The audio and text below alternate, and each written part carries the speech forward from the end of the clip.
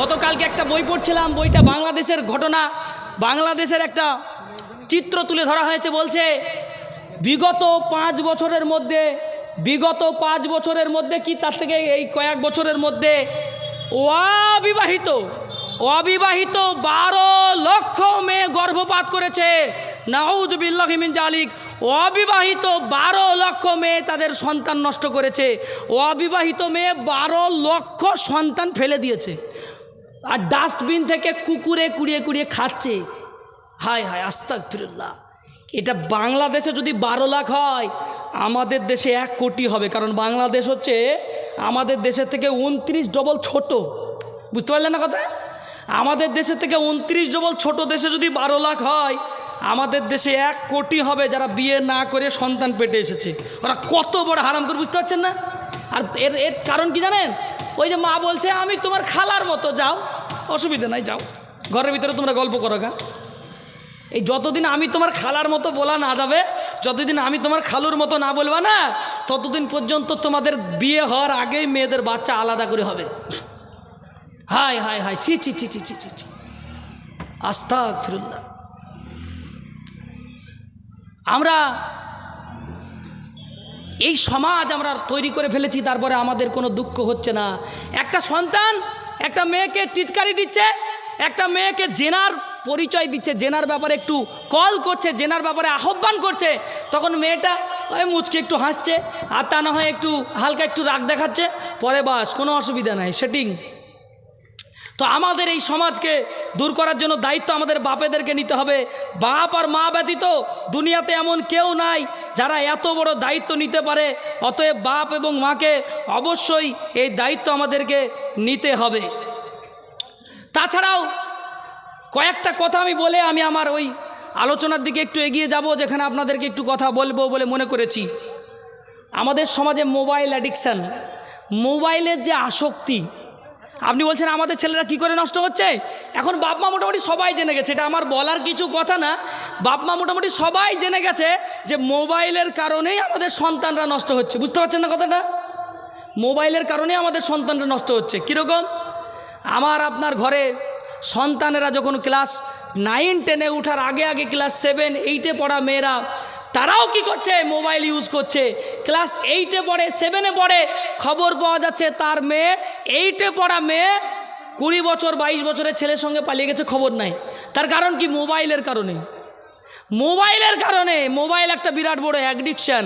আজ থেকে 2 বছর আগে, 1 বছর আগে এখনও চলছে দিমদাম। তার মধ্যে একটু মনে হয় কমেছে একটু, যেটা হচ্ছে ফ্রি ফায়ার খেলা আর পাবজি খেলা, একটু মনে হয় কমেছে, বলতে পারছি না কত দূর কমেছে, একটু মনে হয় কমেছে। ওই ফ্রি ফায়ার পাবজি যখন খেলে না, আমি বলছি সত্যি একটা ভালো উপকারী খেলা, এটা বিরাট উপকারী খেলা। কারণ জানেন, এই ছেলে যদি আপনি 2টে মোবাইল যদি কিনে দিতে পারেন, আপনার ছেলেকে ইংরেজি পড়ানোর জন্য স্কুলে টিউশনে কোচিংয়ে দিতে হবে না। খেলার সময় কী করছে জানেন? এই দেখেন, open, short, quick, left, right, help, damage, quick, side, ও কিল, বুঝলেন? মানে এটা মানে কি? একটাও বাংলা কথা বলছে না আপনার ছেলে, সব ইংলিশ বলছে। তার মানে কি আপনার ছেলে তো ইংরেজি শিখে গেছে গো, সব ইংলিশ।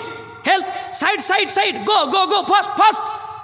এত ইংলিশ জানে যে একটা ছেলে স্কুলে পড়াশোনা করেও যারা মোবাইল চালায়নি তারা এত তাড়াতাড়ি ইংলিশ বলতে পারে না। অথচ আপনার ছেলে ক্লাস 6-এ পড়ে, 3-তে পড়ে, 4-এ পড়ে, ওর যা ইংরেজির গতি না, দরকার নাই স্কুলে পড়ানো, আর একটা মোবাইল কিনে দেন, বাস আরামসে ইংরেজি কথা বলা শিখে যাবে। কী দরকার আপনার কষ্ট করে আবার পড়াশোনা করানো? জীবনে মাত্র 15,000 করে 30,000 টাকা দিয়ে 2টে মোবাইল কিনে দেবেন, একটাই খেলবে, একটা আনন্দ করবে, একটা চার্জ দেবে, আবার একটা চালাবে, একটা চার্জ দেবে, আর একটা চালাবে, অসুবিধা কী আছে? অটোমেটিক ইংরেজি পড়ালেখা শিখে যাবে, সব শিখে যাবে। এই তো আমাদের সমস্যা। এই জন্যে এই সমস্যাগুলোকে আমাদের দূর করতে হবে। আল্লাহ রাব্বুল আলামিন কোরআনুল কারীমের মধ্যে জানিয়ে দিলেন কাদের মতো হতে হবে। ইয়া আইয়ুহাল্লাযীনা আমানু আমিনু বিল্লাহ। ঈমানদারদেরকে ডাক দিয়ে রব্বুল আলামিন বলেন, ঈমানদারদেরকে ডাক দিয়ে বলেন, ও দুনিয়ার ঈমানদার, আমিনু বিল্লাহ, তোমরা কি করবা? ঈমান আনো আল্লাহর উপরে। কাদেরকে বলছে? ঈমানদারদেরকেই ঘুরে বলছে ঈমান আনো আল্লাহর উপরে। আর এক জায়গায় আল্লাহ কোরআনে বলছেন, আমিনু কামা আমানান নাস। আমিনু, ঈমান আনো কামা আমানান নাস, ওই সমস্ত লোকেদের মতো ঈমান আনো। আমিনু কামা আমানান নাস। কিছু বলছো? এক মিনিট লেট করেছিল, আজানটা দিচ্ছে তো। ও আচ্ছা।